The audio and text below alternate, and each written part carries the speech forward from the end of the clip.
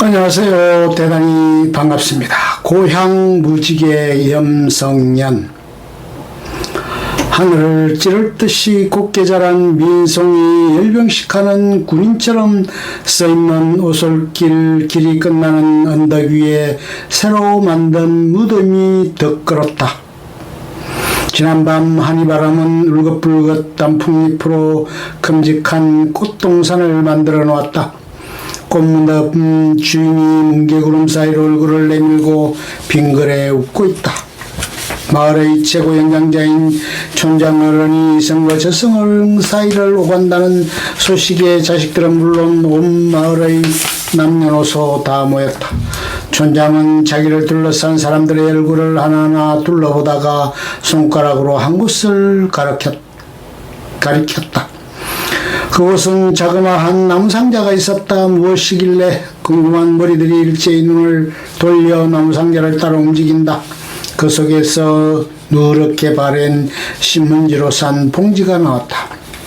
봉지를 헤치니 얼룩진 편지봉투가 들어있었다. 봉투를 여니 닳고 닳아서 글씨가 겨우 보이는 항공권과 입장권 한 장이 들어있었다. 자세히 들여다보니 1988년 9월 001 북경 김포행 항공권과 서울올림픽 경기장 입장권이었다. 촌장은 손을 뻗어 그것을 빼앗다시피 낚아채더니 볼에 대고 비볐다. 순간 병마에 빼앗겨 풀려있던 눈이 샛별처럼 반짝반짝 빛을 뿜더니 눈물이 주르륵 구슬처럼 흘러내렸다.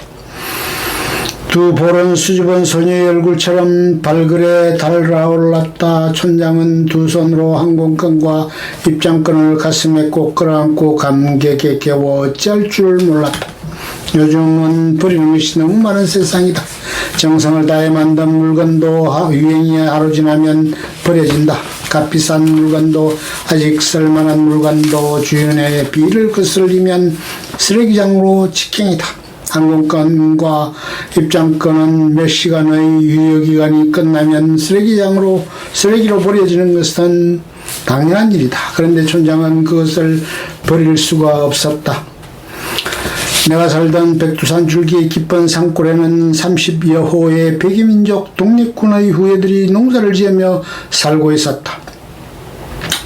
서울에서 올림픽을 개최한다는 소식을 전해들은 그들은 자식의 결혼 잔칫날을 받은 것보다 더 기뻐했다. 나라 잃고 가빴던 약소민족이 떳떳이 나라의 주인이 되어 세계 손님들을 모시고 큰 잔치를 여는데 우리가 어찌 손 놓고 보고만 있을 수 있겠는가. 작은 힘이라도 보태자. 고의를 바라보는 촌장어른이 나서서 모금을 시작했다.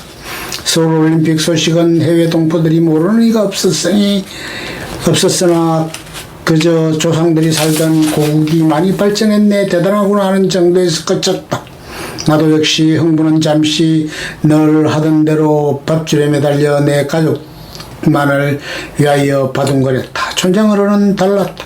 그는 자신이 독립군의 후예라는 것을 한시도 잊지 않고 있었다. 그는 갈 수도 없는 고국 땅이었지만 도움이 되는 일을 할 수 있을까를 늘 말해왔다. 병사도 잘 되지 않아 화전을 일구어 사는 시행민들 손에는 현금이 없었다. 촌장의 지하에 촌민들이 발벗고 나섰다. 텃밭에 심은 옥수수를 따고 감자를 캐고 산에 올라 버섯을 따고 약초를 캤다. 그것을 모아 달구지에 싣고 100열이나 되는 돼지로 가져다 팔아 돈을 마련하였다. 이렇게 모금하고 보니 중국 돈 2천여 원, 한국 돈 약 35만 원이 되었다. 당시 도시에서 근무하는 보통 조공업원의 한 달 급여가 50원이었다.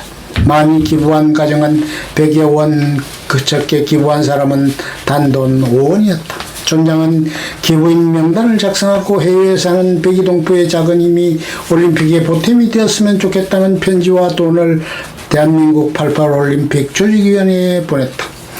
그렇게 십시일반으로 모금한 돈을 고국으로 보내고 얼마의 시간이 흘렀다 동네를 발칵 뒤집는 일이 일어났다. 올림픽 개최를 앞두고 마을에 두 통의 국제 우편물이 도착했다. 그것은 한국에서 날아온 올림픽 초청장과 항공권이었다. 심지어 5원밖에 기증하지 못한 홀로 사는 할머니에게까지 빠짐없이 전원에게 온 초청장이었다. 사심이란 하나도 없는 순박한 마음이 이룩한 기적이었다. 마을 사람들이 서로 부둥켜 안고 울다가 웃다가 서로 볼을 꼬집어 보기도 했다. 그때까지 40여 년간 길이 막히어 고국의 소식도 모른 채 장님처럼 기머거리처럼 살면서 꿈에만 찾아가던 대한민국이 아니었던가.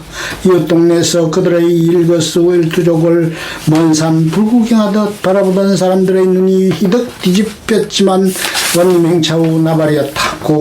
누구도 고국이 해외에 모래알같이 흩어져 살아가는 동포들까지 바다보다 넓은 가슴으로 포근히 품어주리라 않고 꿈에도 상상하지 못하였다. 바람난 소문이 내 귀에까지 전해지자 나는 스스로 얼굴이 붉어져 고개를 들 수 없었다. 지켜보는 사람이 없는데도 지구무명이 있으면 들어가고 싶었다. 나라의 혜택을 받으려고만 했지 고충을 들고 짐을 나누어 짊어지고 가야 한다는 최소한의 시민의식도 갖추지 못하였다. 그때 도시에서 직장에 다니는 나는 경영편이 두메산골에 사는 사람들보다는 우월하였다.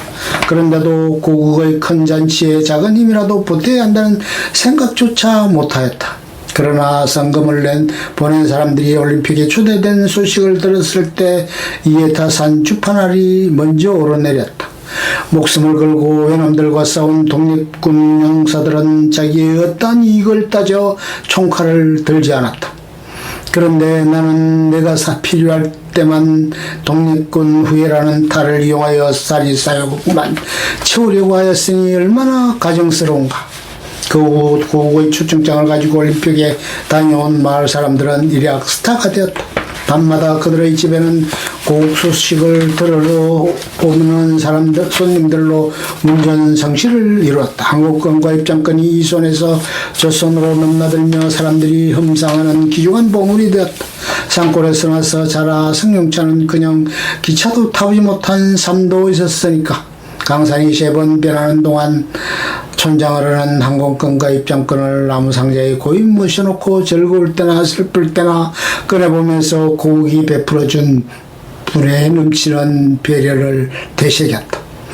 그리고 두 손 모아 고국의 융성 발전을 빌고 또 빌었다. 시간이 지났지만 손때 묻은 낡은 항공권이 하늘을 날고 있다. 촌장어른은 물론 올림픽에 다녀온 마을 사람들은 나비가 되어 너울너울 춤을 춘다. 그 날개짓에는 고향이라는 이름의 무지개가 그려져 있다.